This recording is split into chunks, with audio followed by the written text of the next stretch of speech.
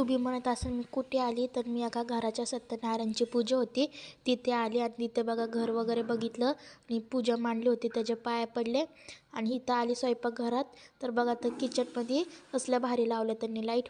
आणि खाली बघा चिमणी आहे ना, सारखीच उडायची यायची बसायची. खिडकी चालू केलं तरी ती घरात पण नव्हती येत, तिथंच थांबायची, उडायची आणि तिथंच बसायची. इथं चालली होती त्यांची स्वयंपाकाची तयारी संध्याकाळची. आम्ही दुपारीच गेलो, संध्याकाळी कार्यक्रम होतं पण आम्ही दुपारीच गेलो. तर आम्ही जेवलो वगैरे आणि खालचं रूम बघा, इथं दादा बसले, मग आम्ही निघालो. सूर्य बघा कसला भारी वाटतोय आणि काय डोंगर बिंगर झाडे वगैरे मस्त छान दिसते ना. आम्ही मग निघालो होतो तिथून, खूप भारी वाटत होतं. आणि सगळीकडं लोक म्हणजे असं फोटो बिटो काढायला थांबले होते तिकडं.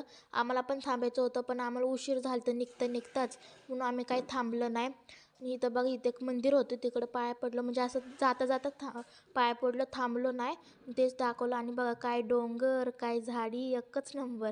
खूप मस्त म्हणजे खूप मस्त वाटत होतं. सगळीकडं वारा, सगळं असं वारं हिरवंगार छान वाटत होतं. आणि आम्ही निघालो होतो वातावरणाचं मज्जा करत. आणि मला तर खूप, आणि मला आहे ना कधी पण गाडीमध्ये आहे ना झोपच लई येते वाऱ्यावरनं. मी कोणत्या पण गाडीत असून दे मला झोपच येते. चला आता